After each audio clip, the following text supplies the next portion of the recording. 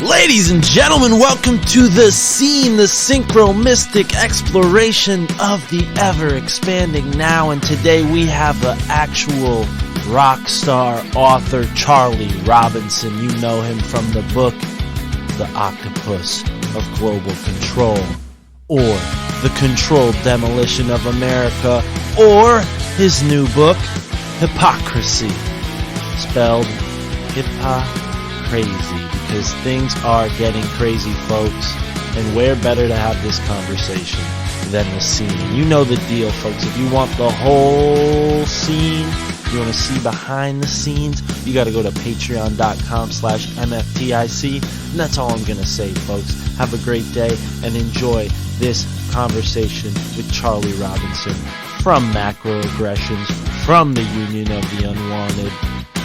Peace.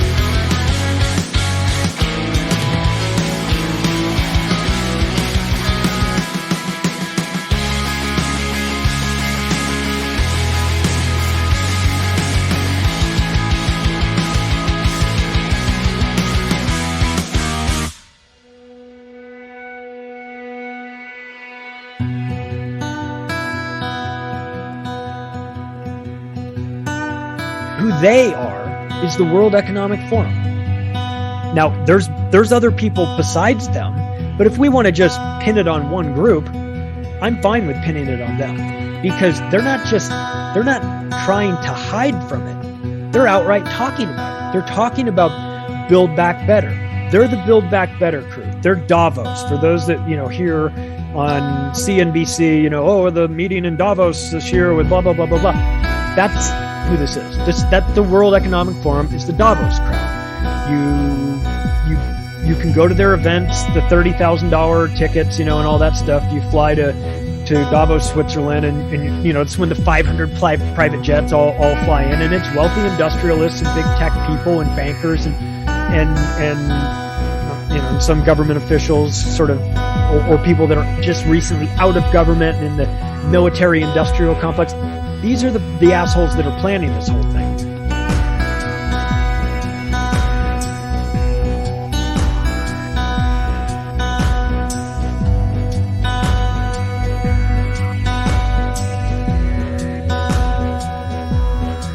it's manufactured for this purpose, but it's $2 to buy it, Right. and they charge $800. And so it's just, you see things like that, and you just feel. And then if you've ever been, if you're outside of America and you have a different relationship with the medical industry, then you see all these inefficiencies.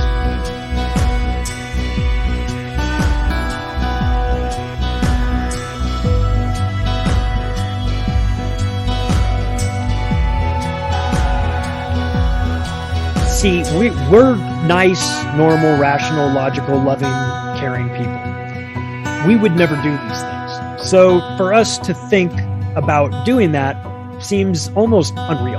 Like we would never do it, therefore we extrapolate and project onto them that they would never do that. That's dangerous because they don't think like we think. They don't want the same things. They may not even be wired the same as us. It's a psychopathic mentality. There's a certain segment of the population that are devoid of empathy. They do not have the ability to feel the pain of others.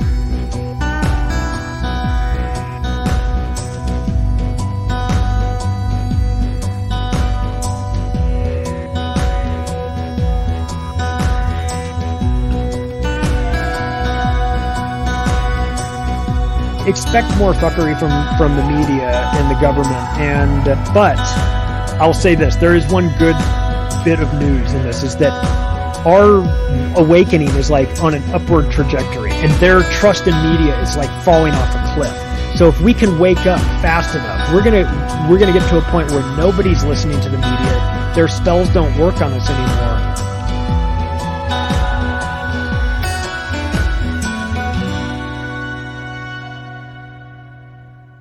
Ladies and gentlemen, welcome to the My Family Thinks I'm Crazy podcast. I'm your host, Mark Palmer. With me today is my lovely co-host, Tara. Tara, how are you? Phenomenal today. Good to hear it. I know we've been looking over this next guest's book today. Certainly a lot rings true with us. The title, of course, HypoCrazy. The one and only Charlie Robinson joins us today. He's been on the show, episode 31, and here he is for episode 6 of SEEEN, or 5? 5. Episode 5. Sorry, we're doing so many episodes. We're on episode 81 of My Family Thinks I'm Crazy, and this is the 5th edition of the SEEEN. But without further ado, Charlie, how are you today? I'm as good as you can be in this insane world that we are currently living through. I mean, I never thought I would wish for 2019 again, it's not like we're wishing for like 20 years ago. It's like 20 months ago. And I could totally use getting in my little DeLorean, hitting the flux capacitor and going back in time a little bit so that I could get out of this insanity. But since I can't do that, I guess we're probably just going to have to fix it all, right? Well, yeah, I'm hoping we can get into that later on in the show, but I heard you. Shine light. Yeah, I heard you speaking on your podcast, Macroaggressions, about the book, and you mentioned how it kind of wrote itself in the past 2 years. Because, I mean, have we ever lived in a time where hypocrisy is so blatant? I mean, it's just in your face.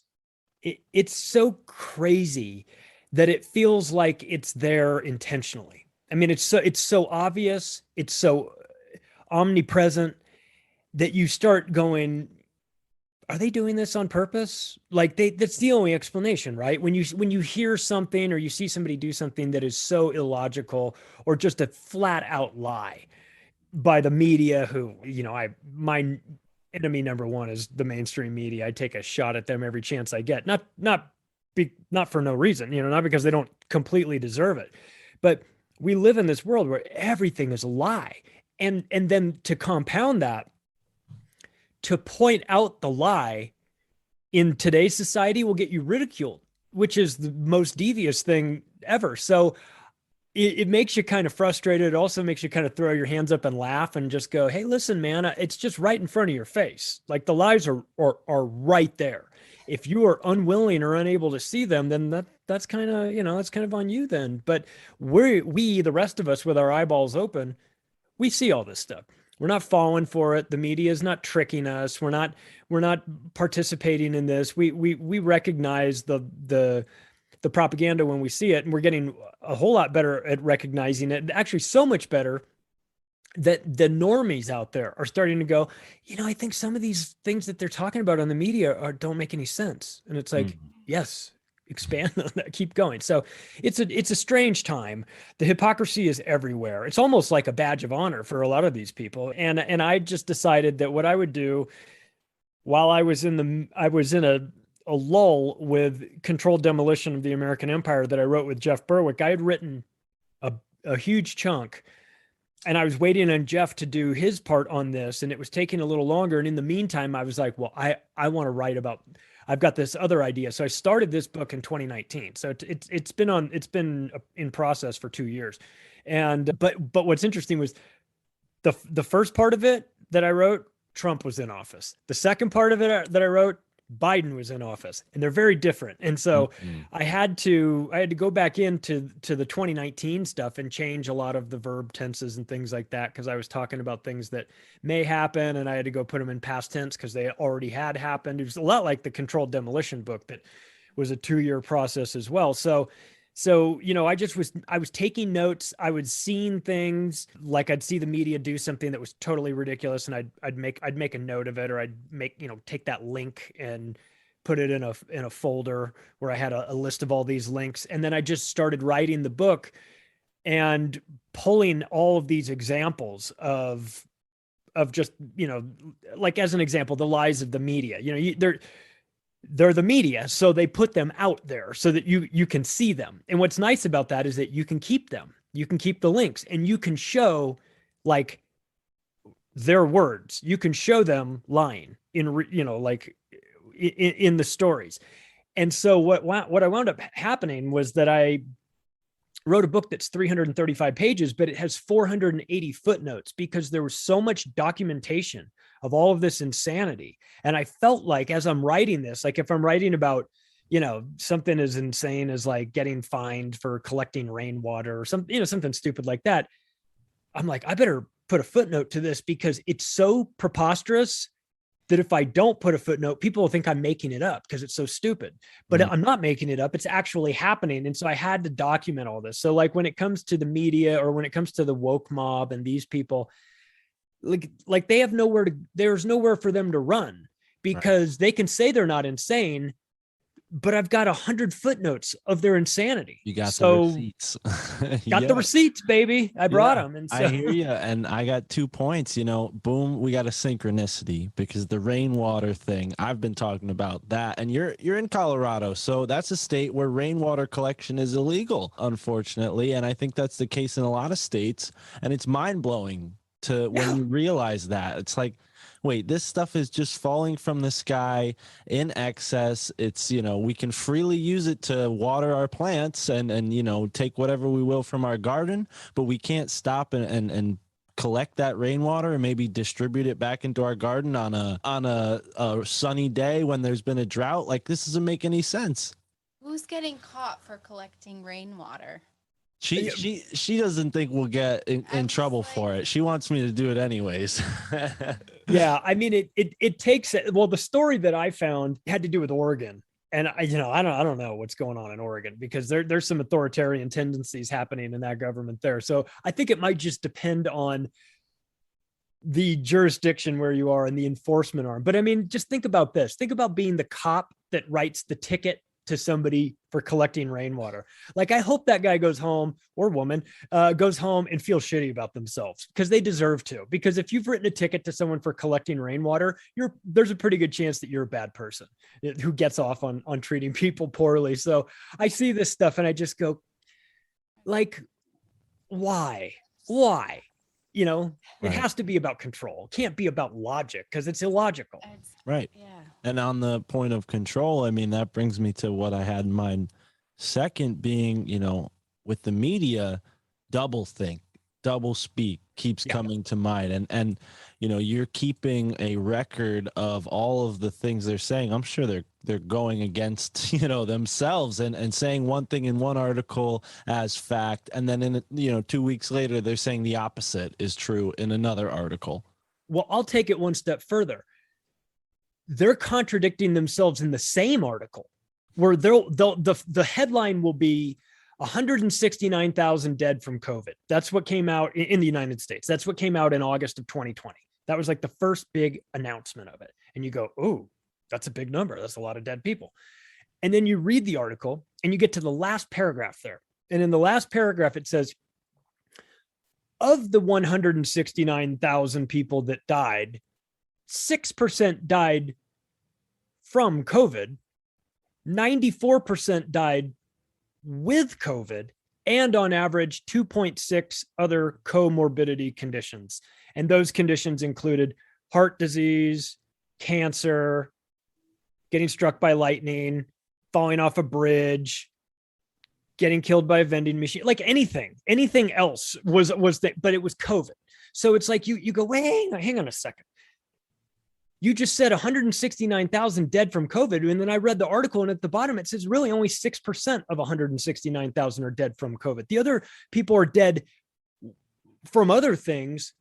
And then they have like a positive PCR test run at 35 cycles, which is going to give you 97% false positives. And even Fauci said that all you get is dead nucleotides, so okay, so your headline is a lie. The body of your story is a lie. The last paragraph, like the last 3 sentences of the article, is the truth, and it contradicts everything else. So it's like they can't even write one story without lying in it. Right. And they do rely on, I would assume, people's lower attention span and attention abilities, because that headline seems to be not only the ticket for it to get turned into a quick news story for every local news channel in the area and abroad, but people read the headline, they stop 2 paragraphs in, and then they don't get to that part where they contradict themselves, or they don't get to the part where, they had to insert some true fact to, not completely tank their credibility. But at this point, how much credibility to these journalists in most of these major newspapers? It's really folks like yourself who are doing independent research, putting it together, self-publishing, and even hosting podcasts. I mean, that seems to be where people are getting educated, but the media over and over is relying on this, lack of education, it seems, amongst people. Yeah, and there's a definite control of the narrative by the higher ups inside the mainstream media. So I was in London a couple of years ago, and I was doing Renegade Inc., which is a show that goes out on RT in the UK. And we were on the set recording. I was with Ross Ashcroft, who's the host of that show. And we're in his studio that he has, like the full setup and everything. And that we're done recording, and we're just kind of sitting on the set, and we're chatting. And he goes, "That was a really great conversation." He said, "When I used to work at the BBC, if we had this interview back when I was at the BBC, I would have had a producer in my earpiece, like 3 sentences in," because we were talking about one particular topic. He goes, "I would have had a producer in my ear saying, get him off that topic right now.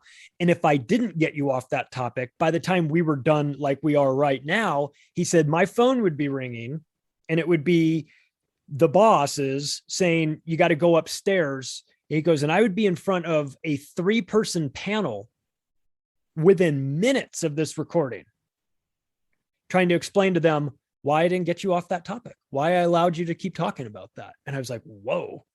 And he said, "That's why I don't work in the mainstream media anymore." He says, "Because they're horrible." So there's a narrative being crafted. And I don't expect like the low level people, like the man on the street reporter guy. I mean, they're just doing what their boss tells them to do. And I don't know that they're necessarily in on this grand conspiracy, but the people that are the producers, the people that are running the show at these mainstream media organizations, they know that they're lying. They know 100% that what they're saying is not true. They're not trying to give you the truth. They're trying to give you a narrative. And if they can get you to believe this narrative, then they've done their job, and then they cash their paycheck and they go home and hopefully cry themselves to sleep. I don't know. But I see that as something that I have no respect for. I have no respect for anybody that it works in the mainstream media and participates in that, because it has real world effects. I mean, look at what we've been living through for the last 18 months. Like the things that the media say to the people The people, not all of us, not us, of course, not your audience, because we know what's going on, but a lot of the people, they internalize that. And that's why you see people wearing hazmat suits when they go to the grocery store, because the media has scrambled their brains. And I don't think they're ever going to come back from that. I don't think the people, the individuals that had their brains scrambled from the media are ever going to be the same. And I don't think the media is ever going to be the same either, because they have lost so much credibility, and rightfully so, during this pandemic, that they are on their last leg. So as far as I'm concerned, the mainstream media is extremely dangerous right now, because they're like a cornered animal. They know that they're almost done. And so they have to silence all sort of dissent. They have to get a handle on the narrative. And then you see something like Project Veritas coming out, once a month with some new expose, which blows a huge hole in the media's credibility. They're a sinking ship. So and of course they have nobody to blame for this but themselves, because that they've done all of this themselves. But it's a dangerous time to be relying on the mainstream media to paint a picture of reality, because they don't want the same things that we want. And a lot of the normies out there, as James Corbett calls them, they haven't figured that out yet. And they're going to be in for a rude awakening when it finally clicks to them that the media is not their friend. Right. Yeah, you're bringing to mind something I heard on the Health Hero podcast, Health Hero show with Tim James, a podcast that you, synchronistically enough, as I look at the RSS feed, were just a guest on episode 79. But what you made me think of was episode 73 with Dr. Will Tuttle. I had to go back and just get his name correctly, because his father was working in newspaper. And one of the things that he told him is, hey, we don't, this newspaper doesn't exist without advertisers. These stories don't go out unless somebody's paying us to advertise. So corporate influence, as you're talking about these reporters and, basically, like you say, they're selling a narrative. I'm thinking to myself, what's the rationale of someone who's in that position? Are they just that dumb? Are they that insulated? Are they that indoctrinated? Or is it that there's that safety net of wealth that's being provided for them? They're making as much as a doctor has, and, people who go and become reporters, I don't know how long they go to school for, but I can imagine it's not anywhere close to what people do to get a doctorate. I mean, come on now. Yeah. So that's a lot of money, being put in front of them on a stick to go in a certain direction. Do you think that is the only motivation there, is the financial motivation for these reporters and talking heads? Well, it's interesting because for sure. So somebody like, let's just use Anderson Cooper as an example. He comes from a wealthy family, so money's not a big deal to him. But you take a guy that's going to make $6 million a year reading the news, like the national news somewhere. Unless that guy learns how to throw a nasty changeup, he's never going to make $6 million a year doing anything. So this is an organization in which you have to play by the rules if you want to keep that job. If the reporter wakes up one day and decides, you know what, I can't do this anymore, has like a Jerry Maguire moment, writes up this big manifesto, sends it out to everyone and says, I'm going to come clean about this. I'm going to expose these lies and everything. That person will be gone, and there's 100 people that will fill their spot. So nothing will change. The thing is that a lot of people haven't really, like the casual observer of the mainstream media, haven't figured out with regard to the money aspect of it, is that especially with what we've gone through with the pandemic, you go through 18 months of this and you're looking at your television as a source of like information and guidance on how we deal with this virus and this pandemic, as an example.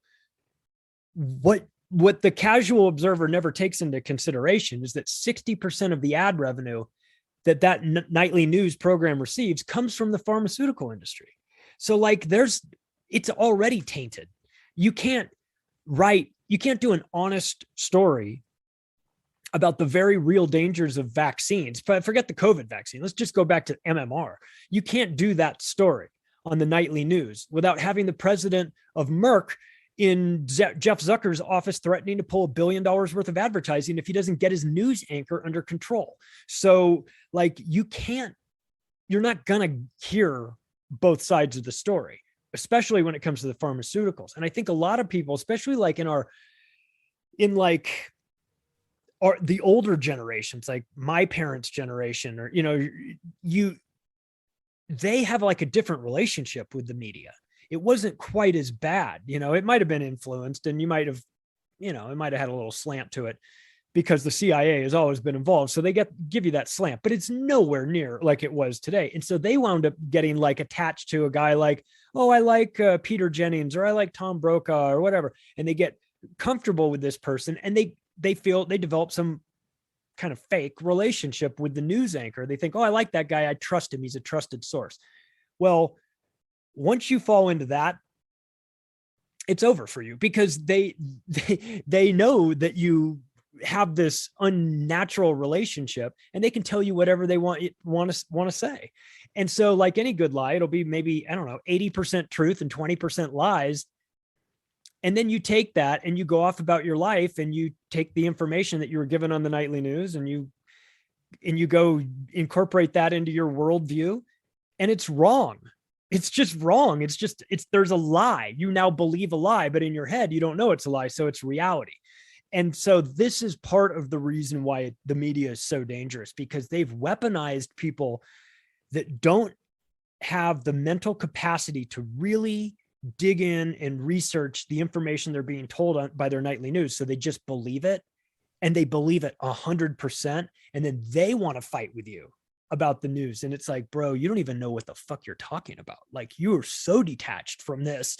Your information, you're going to stand up here and defend Fox News to me, or CNN. Are you out of your mind? Like, this is so it's created like an army of news junkies that go out there and then constantly repeat. And we see this, of course, everywhere on social media. It's really kind of a strange, like a zombification of these people. And COVID, when you throw COVID in there and break everybody's brains and keep them cooped up and stress them out, like, we've weaponized morons through the media. And it's a dangerous time to recognize this, because you rightly see it all in front of you. It's fascinating too. Absolutely. I think, getting into the medical misinformation, ban now, that they're pushing this whole, it's key words like that, where they really, you can see the hypocriticism, and you can see the targeting that's going on. I mean, I've never ever, looking through all the holistic stuff, when I was younger on YouTube and all these places, there would never be a medical misinformation, anything. But all of a sudden, maybe March, February, January of 2019, you start seeing this happening even before COVID got off the air. You have these, medical misinformation warnings, as if we're so uneducated, again, that we can't determine for ourselves. It's that sort of entitled, privileged, sort of woke culture attitude that I think is another aspect of why these narrative, pushers, the talking heads, why they feel so justified pushing a narrative rather than the truth. Yeah. I mean, did you ever think you would live at a time where they would put warnings on videos about vitamin D? Like, yeah. I mean, but then again, I'm kind of happy that they did, because you can show a normie that and say, look, just look, they're putting warning labels on videos about vitamin D. Do you not think that that's insane? I mean, I think even the most brain dead person would go, what, that does seem a little weird. Yeah. Okay. Why do you think they're doing it? Well, because they don't want you to take vitamin D. Okay. Why? Because it might help you. Okay, good. Keep going with that. Why do you think the social media platforms and the mainstream media are trying so hard to make sure that you don't know about something that will actually help you? You're like, I don't know. Well, you do know, because it's not about helping you. It's about a narrative. It's not about, because if it was ever about helping you, we would have heard, like in the March of 2020, we would have heard, we've got COVID coming in, and it's this unknown, and it's crazy, and we think it's going to kill everyone, and we're working on a vaccine, and vaccines are tricky, and so it's going to take a while. But in the meantime, everybody, why don't you eat healthy, get sunlight, drink clean water, work out, do all these. We never heard any of that. None of that. Not once on the nightly news did you hear any of that. All you heard was stay in your house, be scared, and wait for the vaccine. So, just by their non-action with regard to the most logical things, that it's not about your health. And then when they suppress things like vitamin D videos or ivermectin and things like that, you go, once again, here's something that I'm not saying it's the silver bullet. I'm not saying it's going to come in and fix and save everybody. But what have we heard about the vaccines? Oh, if it saves one life, really? Well, what about ivermectin? What if it saves one life? Ooh, you can't talk about that. So it's like, okay, you're exposing yourself because you can't say that any of this is about your health while simultaneously suppressing things that improve your health. And then it's like you take the normie person who now sees this and goes, horse paste, but it's horse paste. And you go, no, it's not. No, they won the Nobel Prize for it, in health. This is a real thing. And you go, it is no longer able to be patented by Merck, who invented it in 1980. The patent is expired. It's now a generic, which means that it costs 3 cents for a dose instead of $3,000 a dose. Right. Now, do you understand that it's about money? And that's when people go, wait, you mean they would prioritize money over your health? And you're like, yes, they would. And they are. So. Yeah, one thing I learned from you is how much they charge people just for that salty water in the IV drip, the saline, like they're literally, I mean, it's 400% markup, I think was what you determined 400 times. Wow. 400. It cost $1.90 for that saline pack. And when they give it to you in the hospital, they charge you $800 for it. Right. It's just, I mean, and that's salt water. I mean, come on. It's salt water. So yeah, it's clean and it's manufactured for this purpose, but it's $2 to buy it. Right. And they charge $800. And so, it's just, you see things like that and you just feel, and then if you've ever been, if you're outside of America and you have a different relationship with the medical industry, then you see all these inefficiencies. When you look at America, you go, God, you guys are doing it wrong. It's like, yeah, of course. That's why there's medical tourism in the United States, where people get on a plane and go to Thailand and have their facelift there because, they can do it they can incorporate a vacation and it's still half the price of doing it back home. So there's a lot of things that we just sort of deal with in the United States and have normalized, like our medical industry. And we go, oh yeah, $800 for a packet of, a thing of an IV drip of saline. Yeah, that's reasonable. Right. Of course. So yeah, you got to have your eyes open to the little scams that are happening. But one of the nice things that I've realized is that once you do have your eyes open to this, once you are starting to look for these signs, you'll see them everywhere. You'll see the hypocrisy everywhere. And it's just a matter of getting yourself into that frame of mind. Like if somebody mentions a product to you, you've never heard about it. And then like later that week, you'll see 2 ads for it. You go, oh, that's kind of weird. I never even noticed it. Once it's in your brain, somehow it sort of, you start to see examples of it more and more and in different places. So the nice thing about our medical system being as broken as it is and our media being as compromised as it is that they're so desperate and they're so bad at what they're doing that when the normies see them screwing up and making these like these bold proclamations and in ridiculous lies, like the head of the CDC coming on and saying the vaccines are 100% safe and effective. You go, I don't think she's supposed to say that. And you go, just wait, just watch. Now that you're paying attention, start watching what all of these people are saying. And you're going to have that same thought. I don't think they should be saying that. I don't think that sounds right. I don't think that's something that you should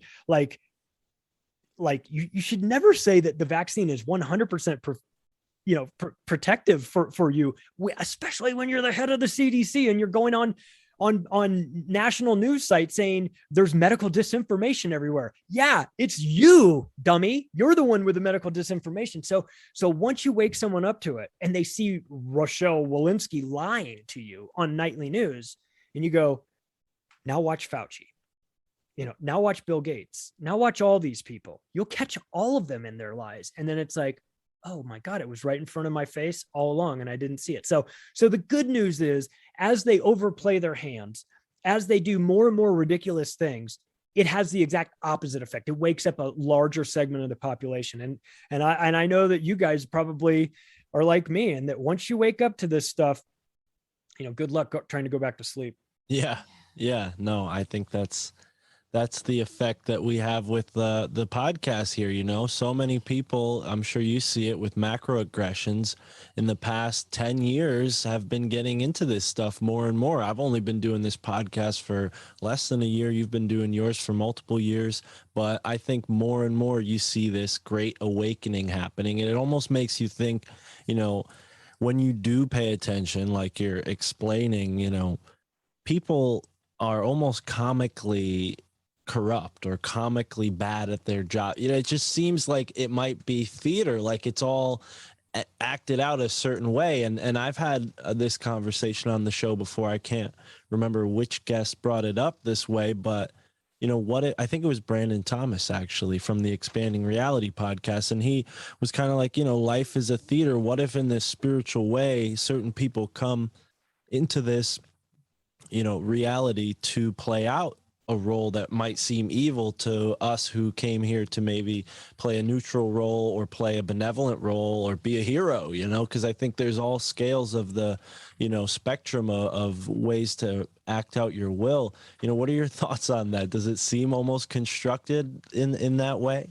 Yeah. I mean, it's, as they say, all the world is a stage, and we are the actors in that stage. But if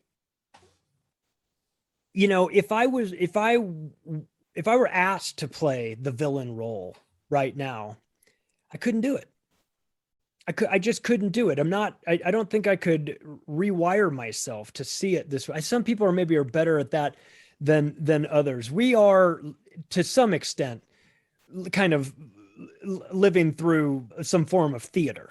Theater of the absurd. We understand that these people that are out there, the Faucis and, and the that we see out there, they're being controlled by people above them. Even Bill Gates and these guys, there's people above them that have power over some of these people. These people have been put in positions to play this role. Now whether or not they willingly play the role, whether they're, born to play that role, might be the case. As very well, you've got this multi-generational type of trauma-based mind control to turn people into villains and turn people into monsters and things like that. So I'll tell you what, if it is all just a gigantic play, I'm ready for it to be over, because I want to go do something else, because I'm tired of dealing with these maniacs out there that have, they seem like their whole mission in life is to make this world a much worse place. And I just can't relate to that and I'm not out fixing the world necessarily or anything like that, but I can't relate to the mindset of saying, how can I break this? How can I take something that's working perfectly fine and just break it? How can I manipulate all these people to go do what I want them to do? How can I, I don't know. It's maybe it's because I'm not a psychopath. Maybe if you were psychopathic, those sorts of things just sort of pop right into your consciousness, and you're better at it than other people. But to me, it seems like a really awful way to go through life. I don't know if we've got multiple lives. I don't know if we get another shot at this, but if this is our only shot, what a waste to spend it as the bad guy, going around hurting other people, creating wars, creating suffering. I just could never reconcile that with my soul. I don't think I would be good at it. I'd have to step out of the starring role and go be a stagehand or something. Right. Yeah, no. And I'm totally with you from that perspective, but considering how much of the reality we're in is lied about and we're lied to about it, how much of that is real? I mean, have you ever wondered, like, maybe we're being shown fake videos of bombings and things go out, without a hitch, but they just prolong, these conflicts, these play out these fake conflicts, and you have, like we described in actually, this was before we started recording. You talked about, if you want to share that, the gentleman you just spoke to on your podcast who was saying, you know, a lot of my comrades in the military, we were just like, why are we here? You know? Yeah. And you see the big pharma ties to the military industrial complex, them being out in Afghanistan with the poppy fields, Vietnam, and the Golden Triangle down there in Cambodia and Laos. I mean, there's clearly a connection there. I had to wonder, you know, the longest war in our history, what if it was all just like, you know, they're kind of, you know, orchestrating things to keep the money flow, to, you know, get more guns, get more bullets, get more helicopters, all the things to keep the factories here manufacturing that stuff nice and rich. I mean, what are your thoughts on that, Yeah. Charlie? Yeah. Well, it's funny. I had an interesting conversation a couple of weeks ago with Scott Horton. And he said that we were talking about the Trump plan for withdrawal from Afghanistan, which was going to happen in May, and then the Biden plan for withdrawal from Afghanistan, which would happen in August. And Scott said, you want to go with the Trump plan. You want to get out early May because that's when the weather warms up and it becomes fighting season. I go, fighting season? He goes, in Afghanistan, that's fighting season. And I'm like, if there's a fighting season, then this has to be horseshit. You know what I mean? Like if there's a season in which you kill each other and like a season, like an off season, then this can't actually be a war about anything really. And so the guy you were talking about, I was talking to earlier, was Tony Arterburn. He's a radio host and former Army Ranger, and he was in Kosovo and Afghanistan and Iraq. And he knew after Kosovo, but before Iraq and Afghanistan, that the wars were bullshit, that 9/11 was not as it appeared to be. But he was in Afghanistan on New Year's Eve 2001. So, I mean, so like 3 months after the attack, he's like, we're there. You know, we're already there. And I go, well, and what was it? He says, we went in, there was a lot of nothing. He said, you'd be surprised how much nothing there is there and how little is going on. So I go, well, how do you stay there for 2 decades? He's like, I don't know. Wow. He goes, because we were there. He goes, we were there thinking, what are we even going to do? You know, like, like he says, every now and then you get shot at, you know, there's things like that. He goes, but for the most part, there was a whole lot of nothing. And I was thinking, well, what if it was like a fake war? You know, like what if it was a war that was made for television, like Wag the Dog, like that movie, you know, what if, and you go, well, you have all the components for it, a corrupt media, a military that's trying to justify an inflated budget and keep $1 trillion a year flowing their way. Yeah. You know, it obviously, if you've been someplace for 2 decades, you get in there and take control away from the Taliban. You're there for 20 years, and on your way out, you hand control back to the Taliban. Clearly you've accomplished nothing, but was that the point? You know, so it raises sort of an interesting question. So whose idea was it? Whose idea was it to leave? What, you know, whose idea was it to stay for 2 decades? And what did we get from that? So it is, and now, since you asked the question about faking, like maybe even wholesale faking aspects of the war, well, now we've got deep fake technology. We've got everybody's voice recorded. I mean, you can make people do or say whatever you want them to say. Gone are the days of needing Jeffrey Epstein and his brownstone operations with bedrooms wired with cameras. I mean, if you've got it for blackmail, great, but you don't need it anymore, because if you want to make it look like Lindsey Graham is in a leather bondage suit, you can do that pretty easily with some CGI, you know. And then it's like, but that wasn't my bondage suit. Mine is brown, you know, whatever Lindsey Graham would say. Mine's a different color, you know. But you can do that. So now we're in a situation where who knows what reality is, because if you're looking at your television set, and that's your barometer for understanding reality, you're going to be at a severe disadvantage, because they can now literally put whatever they want on there, make it look 100% real, and we would never know. Yeah, and I wonder if the inundation of screens, you know, specifically post 9/11 with phones and laptops, computers, tablets, all these things being flooded into our Western culture, if we want to call it that. I mean, Chris Rock, I just saw on Instagram the other day, he had a tweet about, oh, get the vax, it's safe, get it, it's fine. For years, his special ran on Comedy Central, and everybody remembers the joke where he talks about, like, you know, if the big pharmaceutical companies wanted to heal you, you know, that they wouldn't be making any money. You know, he had that. I don't want to paraphrase because he said it much better than I can, but you know what I'm talking about. Everybody's heard this comedy routine. And, you know, within 15 years or 20 years, that whole line of thinking, thanks to maybe woke culture, thanks to the screens and the media, a guy like Chris Rock, who was, you know, proud rebel against the mainstream, now is totally touting Merck and you know, Johnson and Johnson and all these different companies, which, I mean, you know, and I know, started with IG Farben, the International Chemical Institutions, all these different companies that were totally, you know, born out of the empire, born out of the war, in military industrial complex. So it, you know, that's a lot to respond to, Charlie. But yeah, I mean, it's, to me, I'm like, I don't know where to go with some of that. And I think people in most, you know, communities, the average person, they kind of probably feel super overwhelmed too and just shut it off. They don't do the research that someone like you and I or Tara does. Yeah, it's yeah, you know, and so what do you do if you're in a situation like that where you're either unwilling or unable to do the research? You have to outsource it to somebody else. You have to sort of put your trust in somebody else. Like, I'm not a nuclear physicist. I have no idea how this stuff works. So if somebody comes out who is a nuclear physicist and says, this is how it works and this is what we're doing, you know, I go, okay, if you say so. I mean, how would I know? So I get that. I understand that there are a lot of people out there going, well, I'm not a doctor, and how would I know if there's any? Yeah, I get that. Here's at least what they can do to improve their chances of getting through this. Understand your sources. If you're getting your information from the mainstream media, don't, because they're compromised. If you're getting your information from Chris Rock, maybe don't. Okay. If you're getting your information from me, maybe don't do that either. Or at least take my information and say, that sounds crazy, I'm going to go fact check him. That's a good idea.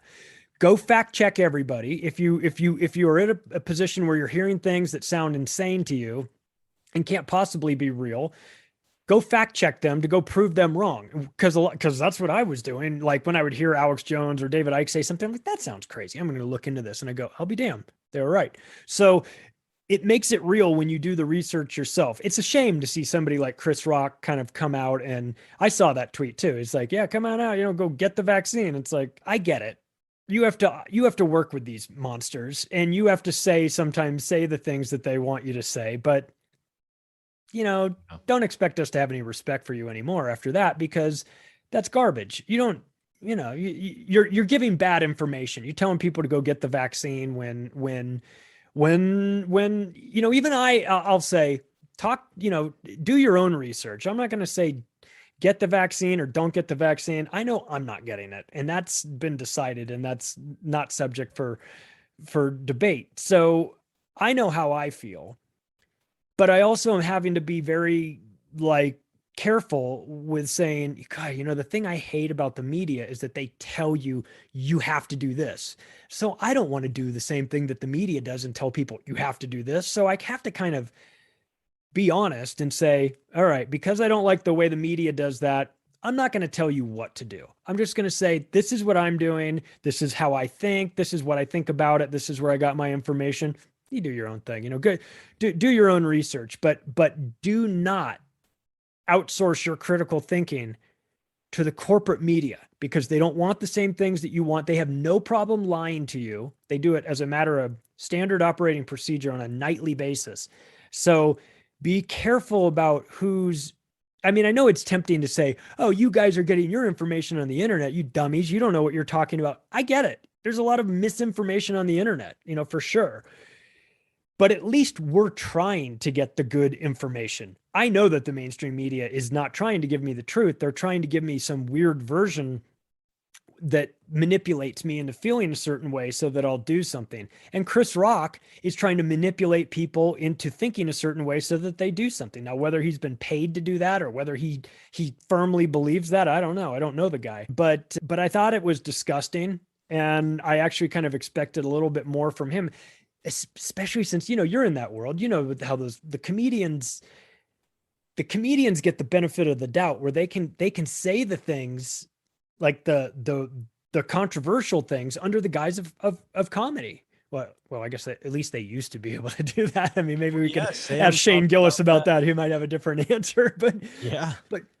But you could sort of frame your discussion in, hey, I'm just a dummy comedian just talking about this stuff. What do I know? But it's like, better not don't look up Tuskegee. You know, like he could do that act and that would be hilarious because we know what he's talking about. But to come out and say, oh yeah, get the vaccine, it's safe. Right. No, thank you. That's weird. Stay in your lane, Chris. Yeah, no, absolutely. I mean, to bring Shane Gillis up, we've had his co-host Matt McCusker on the podcast, and yeah, we didn't get into that, but I mean, he's doing really well despite that, I will say. But Sam talks about that often on his show, you know, the hypocriticism in comedy, and you see how they've taken something that used to be a vessel for free speech and free thought and critical thought against the establishment and use this woke culture to disarm it and make it, you know, just another form of entertainment. But I'm wondering, you know, how virtue signaling and this whole diversity officer sort of policing each other aspect has come into your research and what you've written about. And what is that? And what, yeah, if we can get a better explanation for those who don't know. Like the woke mob people, or are we talking about them? Virtue signaling people. Yeah, this is an interesting one because they've always been there, right? And but COVID really uncovered a bunch of closeted authoritarians, and the woke people are the worst because they are. It's like a form of mental illness masquerading as manners, where they're trying to protect everybody from getting hurt emotionally, and don't exclude this person, and don't say something bad about that person, and don't make fun of that person's appearance, and don't make fun of that person's disability, and all these things. You know, it's like we're trying to protect all these people, and you go, okay, but I think something different. They go, I want you to die, you know, and it's like, whoa, you were super compassionate up until the point where I disagreed with you just a little bit, and then you want me to die.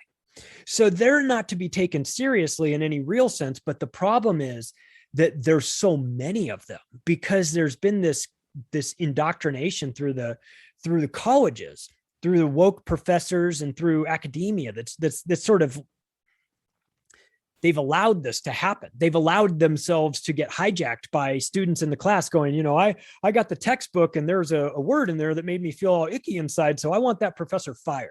And then the university comes in and goes, you're out of here. And they fire the professor. And then they say, you know what we've done, everybody, because you read that word and it hurt you in the inside and we committed a microaggression against you. We've set up a safe space for you in this building and you can go in there and suck your thumb if you'd like to. And I see this and I go, what the fuck are you doing? This is insane. Why are you why are you negotiating with terrorists here, so to speak? This is not healthy. But then that their negative behavior, the woke mob's negative behavior, is then positively reinforced by the fact that the university takes them seriously. The university should have right off the bat with all these people said, you kids that are acting like this, you get an F in the class, get out of here. You know, stop it. This guy's been here for a while. And I'm not trying to say I agree with all the professors all the time, especially the tenured ones, because they're in some weird lane where they can stay there and say whatever they want forever. But allowing these students to run the institutions and sort of make the rules seemed to me like a really bad idea. And I've been out of school since 95. I mean, I've been out of USC since 95, and we didn't have any of this stuff. I mean, the idea of going to a professor and telling them that they've misgendered me and that they've committed a microaggression against me and that I demand an apology would be preposterous and insane for me to even think about something like that. And yet here we are. So the woke people and the social justice warriors out there, they've been deputized during COVID to become little minions of the state to go and if you see something, say something, right? Like Janet Napolitano said with the Department of Homeland Security. If you see somebody with too many cars in the driveway at Thanksgiving, call us, because there might be a super spreader event. We'll send the police over there. Like, if you're the person that makes the phone call, you're a horrible human being, period.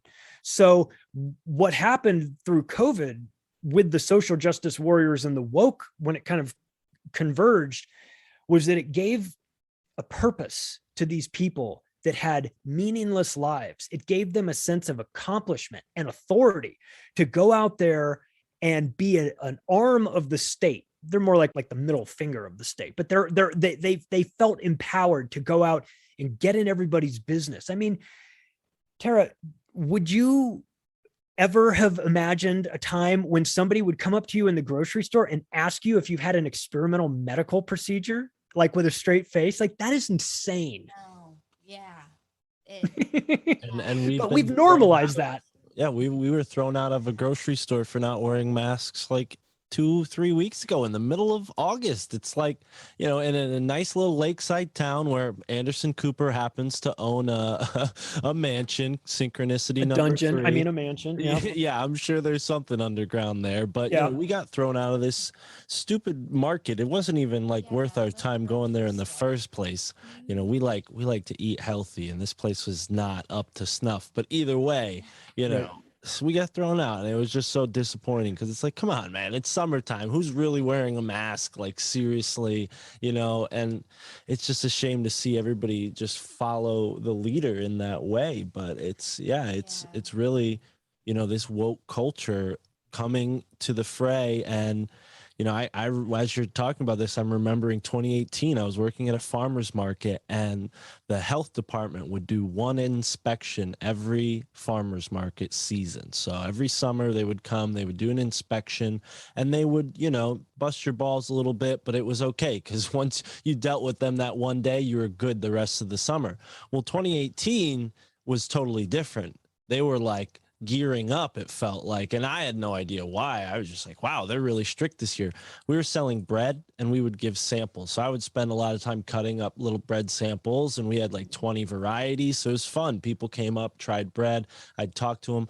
Well, all of a sudden, the health department in Fairfield, Connecticut issues us a sneeze guard. Well, they ordered us to make a sneeze guard, because people, according to them, were going to sneeze on our bread, and I wouldn't notice, because I'm just a robot automaton. I have no, self-will of my own. So they had to impose this sneeze guard. It's like ridiculous. It turned over our whole business in that way, because we couldn't sample bread anymore. It's like, what are you doing to us? And I remember week after week, these people would come and give us a hard time, because I'm not the type of person that gets pushed around. You talk about microaggressions, like we're all about aggression on the East Coast, unfortunately. Right. You get in our face, we're going to get back in your face.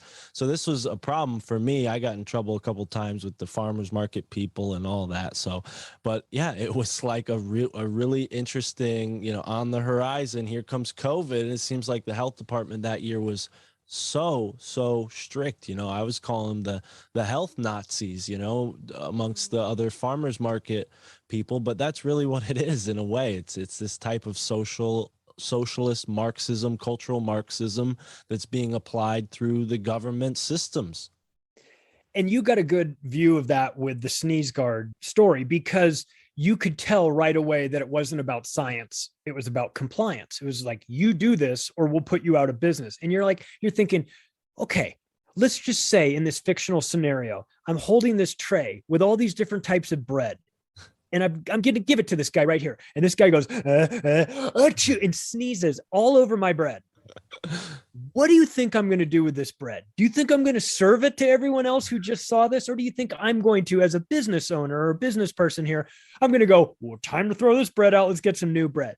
You don't need the sneeze guard, because business itself will sort of work these things out. And when you inject government into it, and this, I'm going off on my anarchist rant, this is why I get asked to speak at anarchist conventions, because the government just injects itself and creates a problem where a problem doesn't exist. Because in a fair market or a free market, you would be incentivized to not serve that sneezy bread to somebody else, because you might get them sick and they go, I ate that bread at that place, I'm never going back there. So you kind of have a business incentive to go, throw this away, get some new stuff.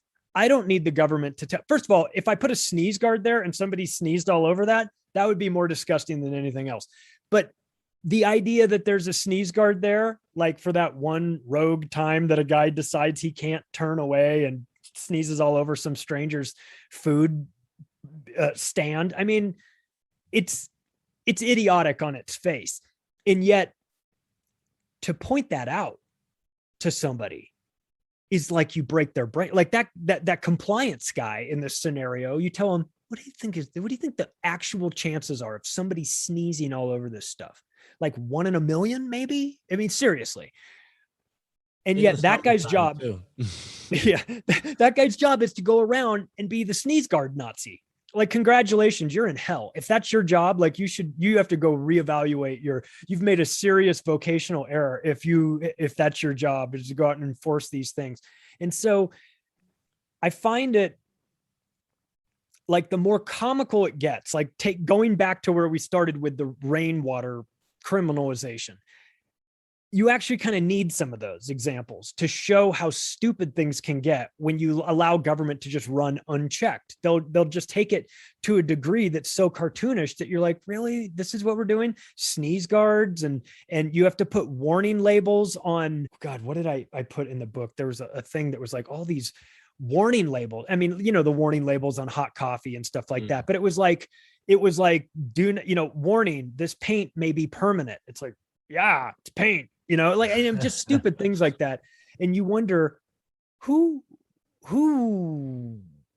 made this, who decided that we needed this law? Like at some point you feel like, I take all the warning labels off, right? Just take them all off. And let's see how we'll sort this thing out pretty quick. We'll just let all these dummies burn themselves to death with hot coffee. And then they'll go, this is hot coffee. It's really hot. Yeah, dummy. That's why you bought it. So I have like it's like a weird nanny state that's being brought in. And then you've got a segment of the population that wants it and wants more of it. They want more regulation and more restriction. Like they feel like comfortable, like that daddy government is looking out for them and they want to be in compliance. And so one of the things where we're going with this whole thing that makes me very nervous, and I'm sure it does for the two of you as well, is the social credit system, because you're going to be scored on your compliance. You're going to be graded higher the more compliant you are. And these people seem to be wanting to show off how compliant they can be. Like, oh, you want me to wear 4 masks and a butt plug? Okay, fine, I'll do that because whatever Fauci says, look, I'm the first one to do it. Do I get extra points? So they're going to set up this system with a social credit score and the everything that connects into that, where your ability to participate in society is directly tied to your compliance with the government. And that is the beginning of hell.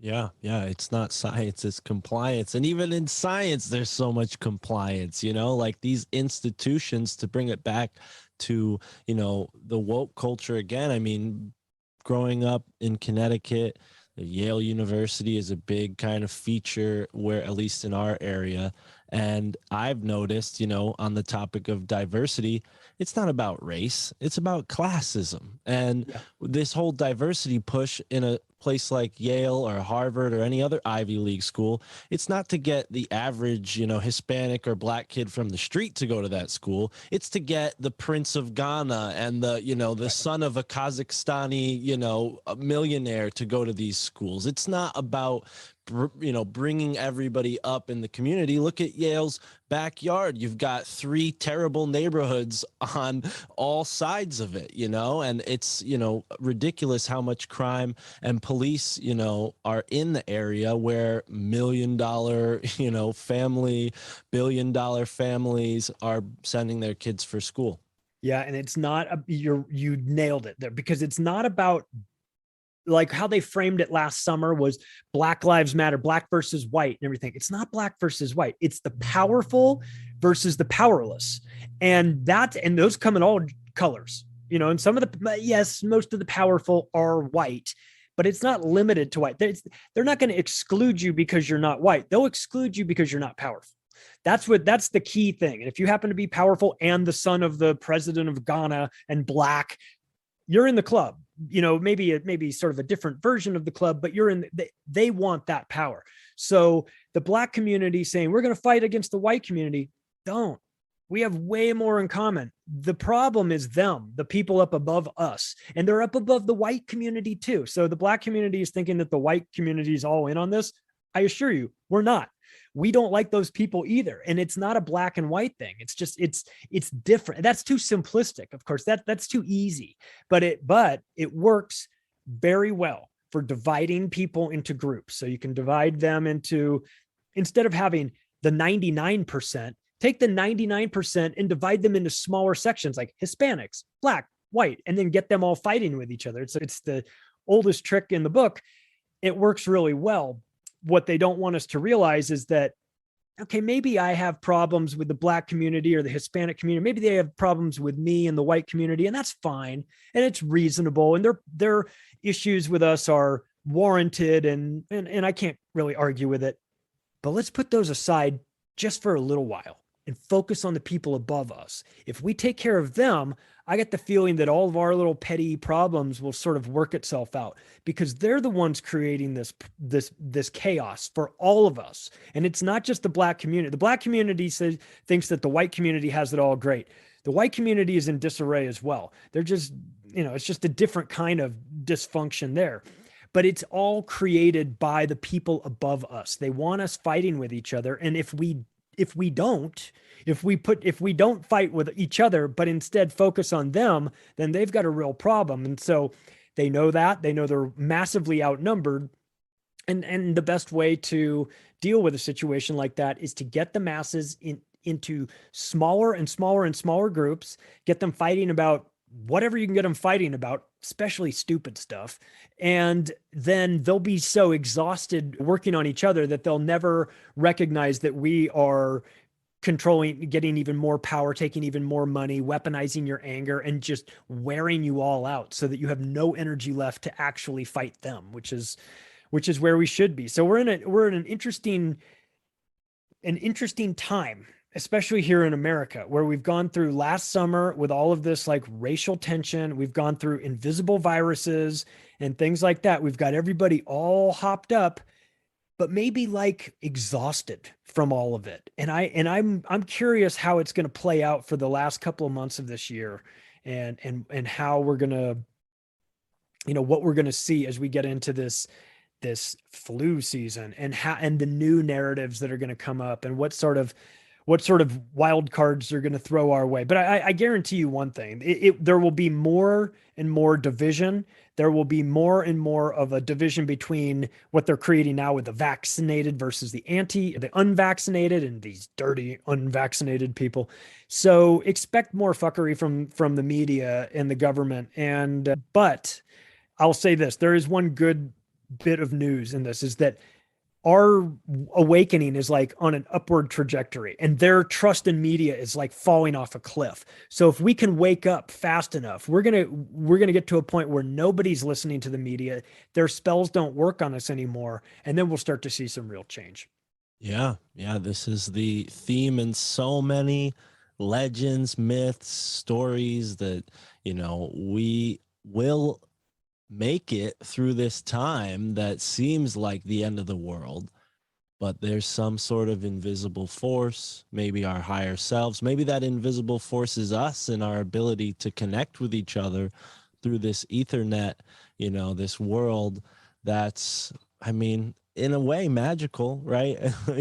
We have someone all the way in a different time zone across mountains and deserts. We would have never met if the internet didn't exist. So exactly. I think that's something to take advantage of. And on that note, wow, Charlie, we got into so much. Folks can check out your book, HypoCrazy, spelled HypoCraze,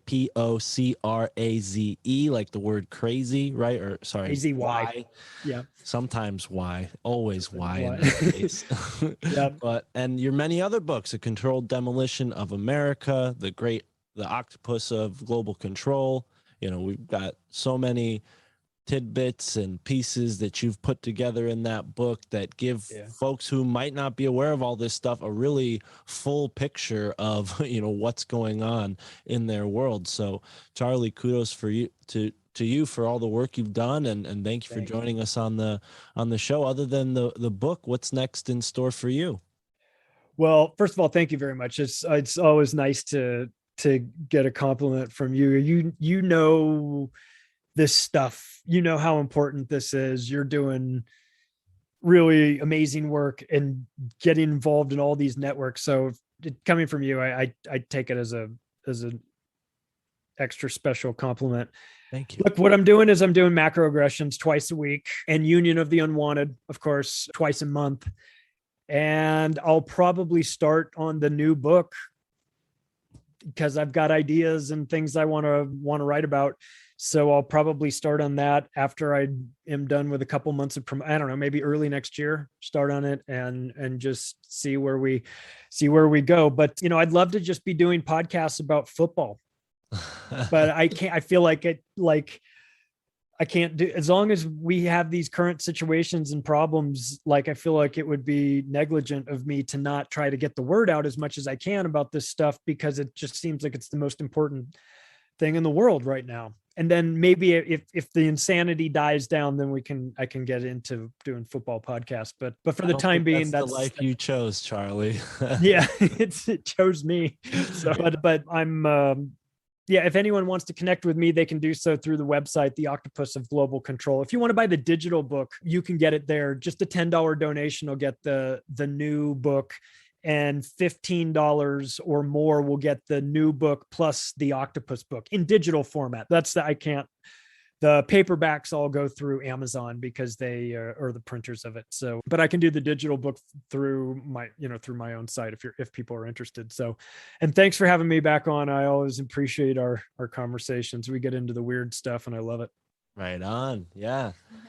Thank you for joining me, Tara. And thank you, Charlie, for joining us. This has been another episode of The Scene, the synchro-mystic exploration of the ever-expanding now. And folks can get the whole thing on our Patreon, patreon.com/MFTIC. Thank you for listening. And again, thank you for joining us, Charlie.